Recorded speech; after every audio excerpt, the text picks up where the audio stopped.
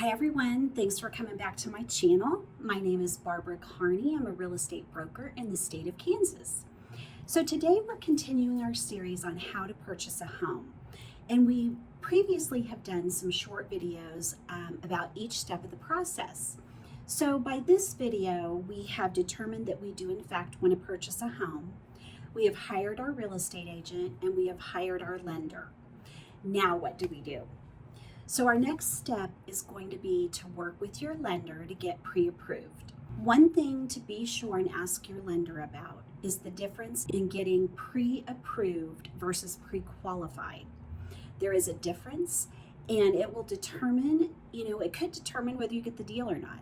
Because if you are only pre-qualified, that means you have only talked to them probably on the phone, they pulled soft credit, but they haven't yet asked for all your W-2s, your pay stubs, and gotten all your information and actually verified everything.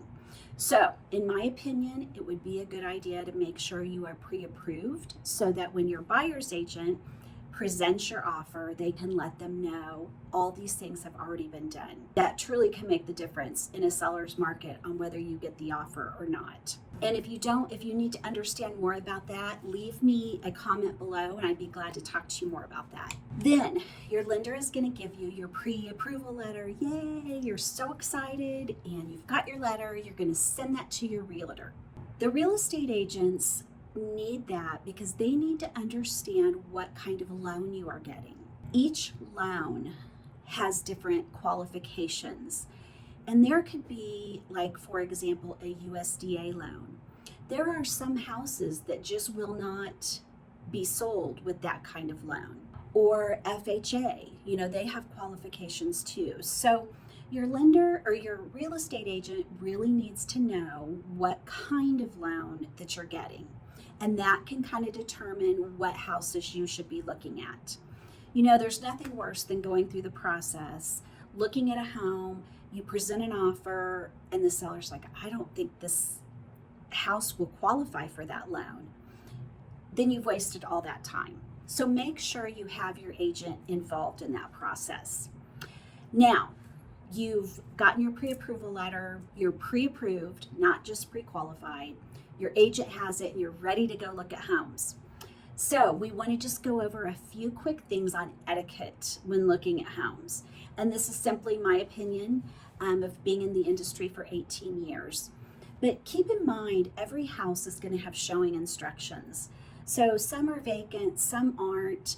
It just depends. So don't assume that once you find a home you want to look at, that you're going to be able to go right away. So your agent will check out the showing instructions and find out what you guys need to do, how much time you need to give them, and be courteous to the sellers because they need to get the house prepared for you and they want it looking in its best light. So be sure you give them plenty of time, especially if you want to start off on a good foot and you're going to present an offer. You want them to know that was that buyer that was pretty easy to work with. Just keep that in mind. Also, give your agent feedback. Nothing more frustrating for sellers than to get their home all ready.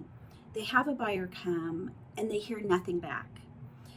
Now, I know there's a lot of brokers out there that do that on purpose. They don't want to give any more information. They don't want the seller to know they like the house or anything. But if you're not presenting an offer, there is nothing wrong, and it is a professional courtesy with giving them feedback about what you truly, truly thought. That only helps everybody. Be sure that if you have children and you're going to take them, stay with them. Don't let them walk around and touch the seller's things. And keep in mind, they could have cameras in the home.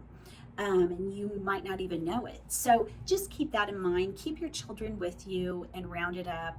And, if it's something where you have a lot of children or they're really, really young, you might try to find somebody else that could watch them so that you can really concentrate on actually looking at the house.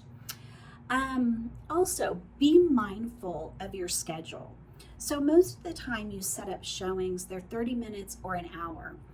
And so be mindful of that. If it becomes an hour and your appointment is supposed to end in an hour, have your agent call the listing agent and say, hey, we really need more time to look at this home. Can we extend our time? So if your agent needs to do that, just keep that in mind and give them the ability to be able to do that. Okay, so thinking about who are we going to bring to this showing?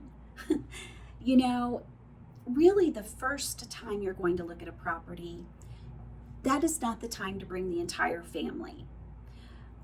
Family is there for you. They want you to get the best property at the cheapest price, which is fantastic.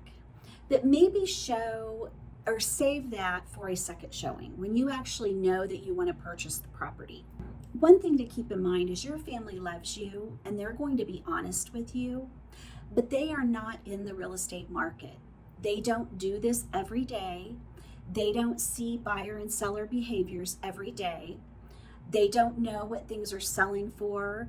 And there may be just a lot of things that we do on a day-to-day basis that they may not be aware of. So yes, you want to listen to them, understand what they're saying, but in the end, really work with your real estate agent who actually does this all the time, just to make sure you make the right decisions for you.